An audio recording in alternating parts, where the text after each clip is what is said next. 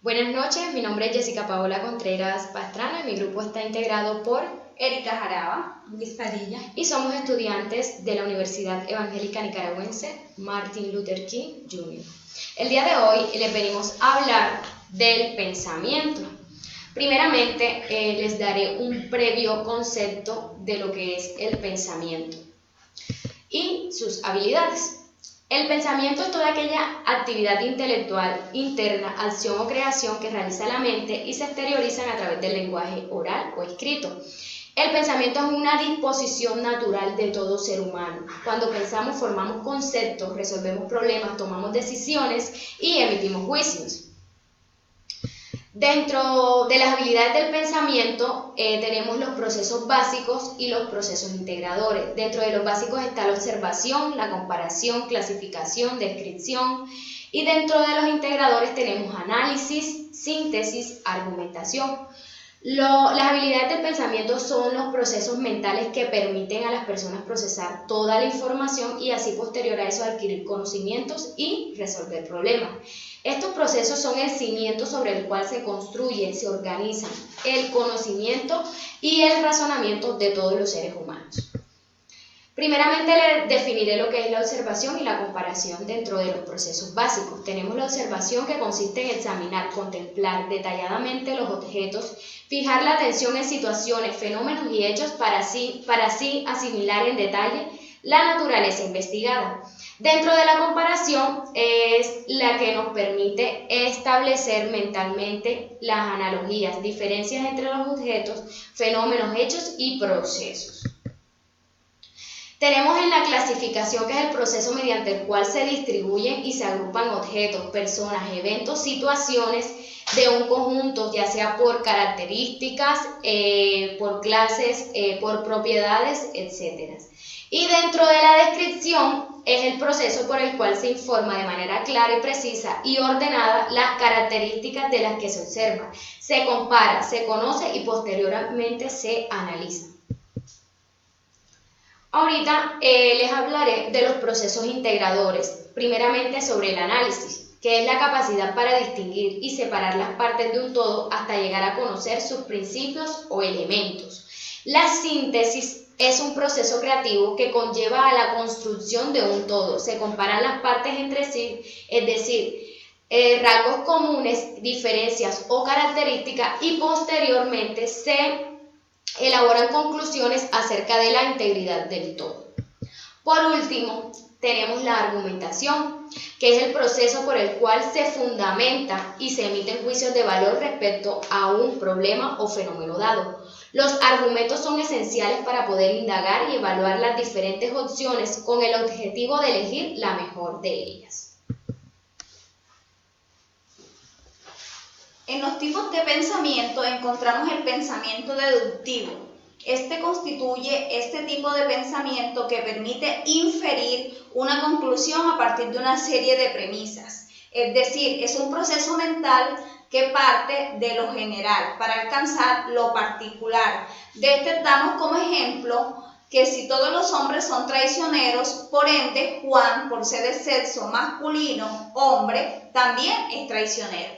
En el pensamiento crítico es un proceso mental que se basa en analizar, entender y evaluar de manera en que se organizan los conocimientos que pertenecen a representar las cosas. En este podemos dar como ejemplo que si escuchamos en las noticias o en la calle alguna referencia acerca de la crisis global, damos nuestra opinión y hacemos comparación acerca del tema. En el pensamiento inductivo parte de lo específico para obtener conclusiones a gran escala. En esto podemos dar como ejemplo que si María comió chocolates y le cayeron mal, y Camila comió chocolates y le cayeron mal, tenemos el concepto que si comemos chocolate nos va a ir mal.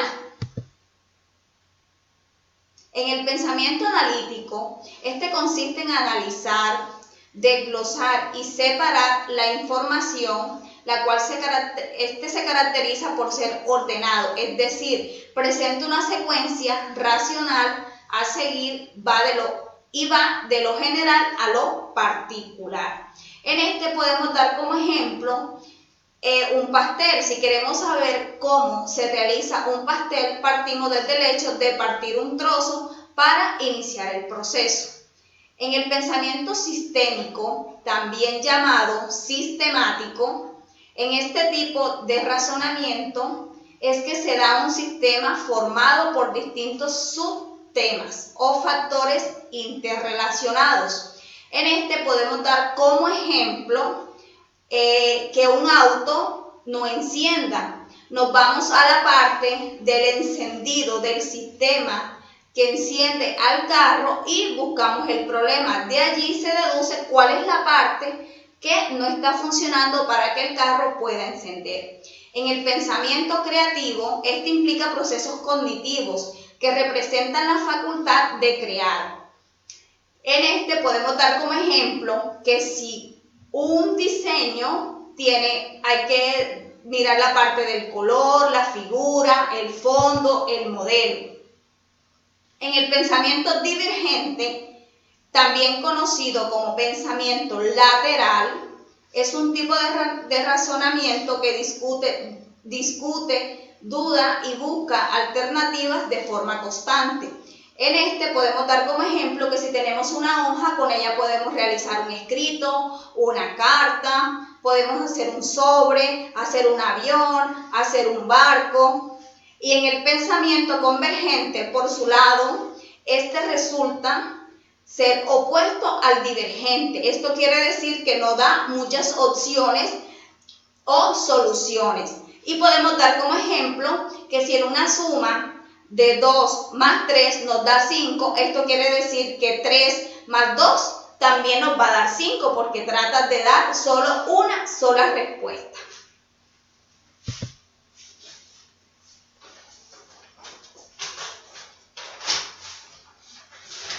Por último, vamos a ver las diferencias entre pensamiento divergente y convergente.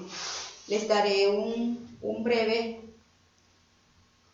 resumen de estos procesos. El pensamiento es un proceso de generación de ideas mediante la exploración de muchas posibles soluciones. El pensamiento convergente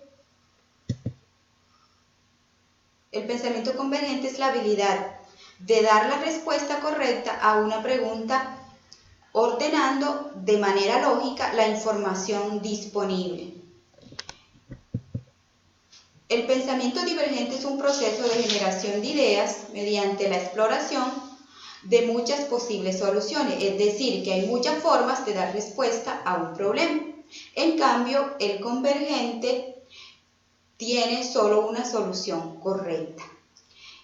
Les daré algunos ejemplos de pensamientos divergentes. Como les decía anteriormente, es la que tiene una sola respuesta, una sola solución al problema, y el pensamiento convergente es el que tiene varias soluciones. Por ejemplo, cuando se da solución a un problema, este es pensamiento convergente. Cuando se responde de manera espontánea, es pensamiento divergente. Por ejemplo, cuando en el aula de clase un docente coloca una operación matemática, el pensamiento te lleva a una sola respuesta. En este caso sería, por ejemplo, 3 por 6 sería igual a 18. Estamos hablando de un pensamiento convergente, pero cuando hablamos de pensamiento divergente, como dije anteriormente, el que tiene varias formas de solucionarlo, es como cuando se puede estimular de manera que se hagan preguntas dentro del salón de clases. Por ejemplo, si se pregunta ¿para qué sirve la madera? Los chicos podrían responder que sirve para hacer silla, que sirve para hacer closet, que sirve para hacer mesa, en fin, ellos pueden responder de diferentes maneras. ¿Por qué? Porque tiene varias formas de solucionarlo. Espero que este corto video les sirva de mucho. Muchísimas gracias.